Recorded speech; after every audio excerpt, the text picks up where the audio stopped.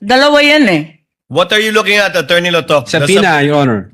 So the subpoena is dated November 6. Okay. This- And the affidavit also is November 6. Dalawang typo carried over. Asan yung affidavit? Hindi ko pa nakita, ma'am, yung affidavit na November. Your Ikaw affidavit ang says pumirma November eh. 6. Pero patingin ako ng affidavit. Aquino. Senator Marcos, you may proceed, ma'am, when you're ready. Thank you very much, Presiding Officer. And Attorney Lontok, Yes, maupay nga pag-abot din Mapaya hindi kulog, ma'am. ha aton Senado. Opo, ma'am.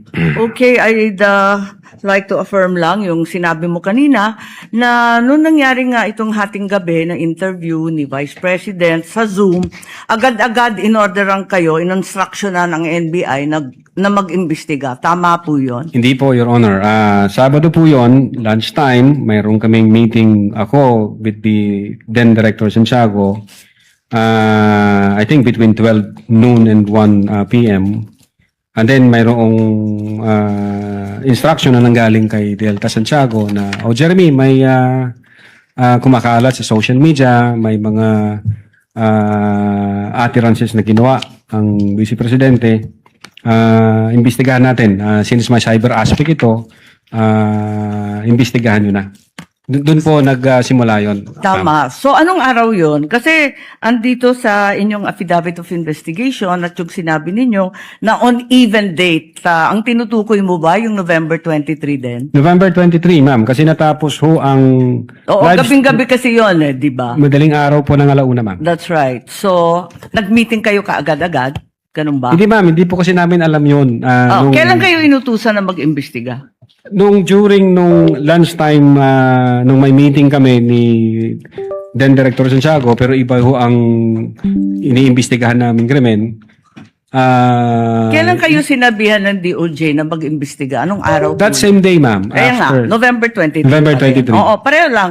Yun ang sinabi ninyo kanina nung tinatanong kayo ng counsel ng prosecution. Yan din ang nakasaad. On even date ang nakasabi sa inyong affidavit. Opo. Yes, ma'am. Okay. So, nag-umpisa na kayo. Kwento nga ninyo, four-phase yung investigasyon. Nag-umpisa sa identification. Nagbigay kayo ng hash value. Nag-preserve kayo ng data. Pagkatapos nag-research kayo. Subsequently, sinabi mo na meron kayong open source intelligence search at natuklasan ninyo na meron palang October 18 video na press con na naman ni OVP na nasa Facebook at may mga sinasabi na naman na puputulin yung ulo. Tama ba yon yung October 18 ang nakita ninyo? That's the continuation in the analysis phase, Your Honor. Oo. Yes, Your Honor. Kasi nag-research na kayo, no? Bilang fourth phase nga ng inyong investigasyon. Tama po ba? Hindi po, Your Honor. Yun yung third phase ho, yung analysis and attribution. Sa analysis pa at attribution. So, third phase. Pero bandang huli na. Ang pinagtatakahan ko, kung inutusan kayo ng November 23 na magkaroon ng investigasyon, bakit napakaaga?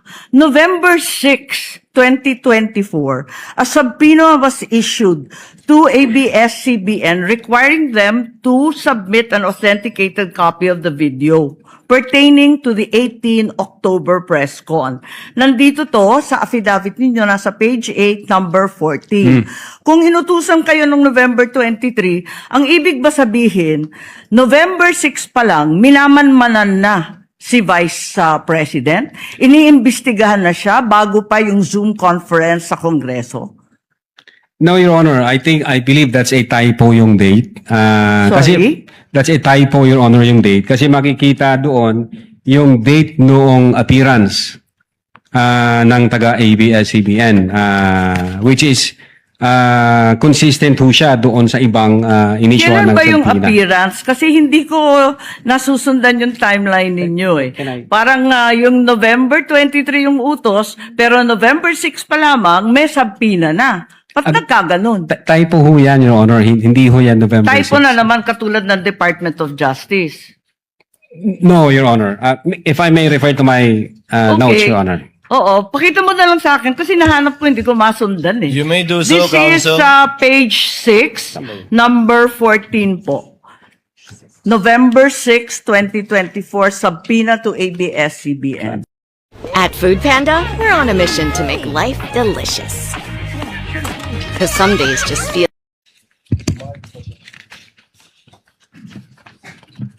Yung subpoena mismo. The subpoena itself. The subpoena itself. Wala naman yatang date na binibigay tungkol sa appearance ni Patria Morales at yung iba pang Meron po, taga-ABS. Your Honor, if I Pakituro lang have kasi the, hinahanap record po of the namin. subpoena. Yung subpoena mismo.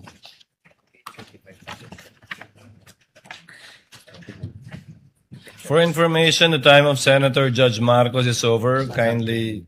Yes, but he's still responding Of course, to the we same will wait for question the if you will response allow. first. Siya po yung matagal, hindi tayo. We're only counting your the questions that you asked, not the answer. Neither are we counting the waiting time for the witness to answer. I-check ko lang po, Your Honor, para na Kasi yung mga sumunod na meeting, doon sa page 13, sa number 30, at sa mga sumunod, yung mga tinutukoy doon, yung mga media na nandun sa Zoom conference. Hindi naman siya yung ABS na humawak ng camera noong October 18. Iba naman yung mga tinutukoy doon eh. Attorney Lutok, Opo. the question of the Honorable Marcos is on page 6, paragraph 14. You said you sent a subpoena on November 6, 2024. Unfortunately, because the annexes are not part of the document marked, it's not here. So the question is quite clear. If it's a mistake, then what is the correct date of the subpoena? If I can see the real subpoena, Your Kindly Honor. talk to the mic, please. Yeah.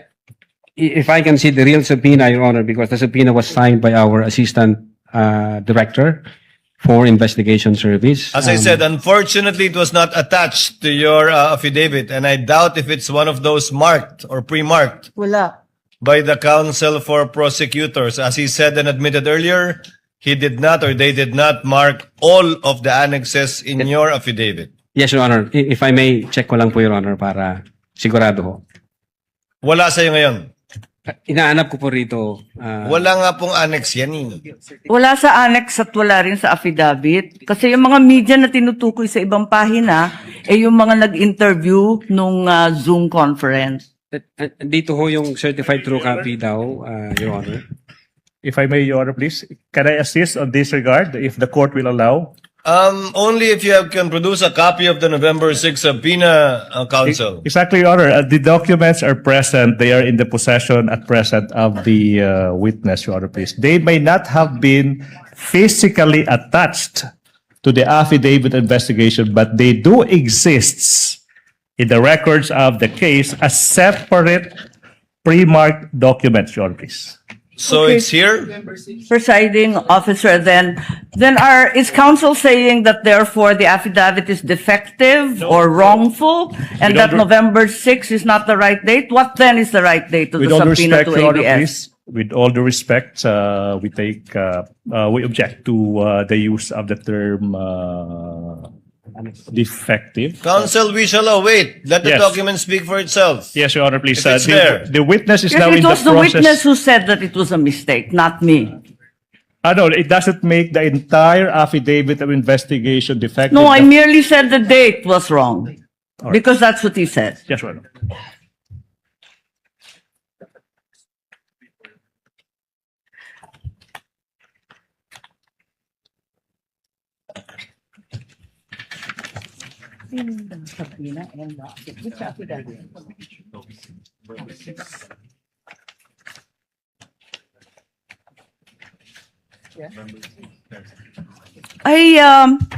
It's just been brought to my attention that in fact, presiding officer, two documents were issued on November 6. Not only the subpoena to ABS-CBN, but further the affidavit of investigation regarding the October 18 press con. Can we please be clarified as to these two documents which don't seem to appear in the affidavit nor in the annexes provided? Let's first wait for the witness to answer the first question, Senator Judge Marcos. Okay. Yes, If I- Attorney Lotok. If I may, Your Honor. Ito ho, ang subpoena, Duces Tecom, yung date ho ng appearance niya is December 11, appearance po. Ang tinatanong yung Appearance. date ng subpoena. Date Attorney ng Loto. subpoena, Your Honor, is 6th day of November 2024, which I believe this is a typo kasi magkakasunod ho ito doon sa mga inisyuan namin na media personalities. Attorney Loto, typo na yung affidavit mo? Typo pa yung subpoena? Hindi po. What are you typo looking yun. at? The subpoena or the affidavit? Dalawa yan eh. What are you looking at, Attorney Loto? subpoena, Your Honor. So the subpoena is dated November 6. Okay. This- And the affidavit also is November 6. Dalawang typo carried over. Asan yung affidavit? Hindi ko pa nakita, ma'am, yung affidavit na November. Your Ikaw affidavit ang says pumirma November eh. 6. Pwede patingin ako ng affidavit. Yung affidavit of investigation mo na binigay, pati I-check yung ko po, amended, carried over din. Yung first draft na rineject ng DOJ, yung ikalawa, parehong November 6. Saan? Pirmado ninyo eh. Page 6, counsel, paragraph 14 of his affidavit of investigation.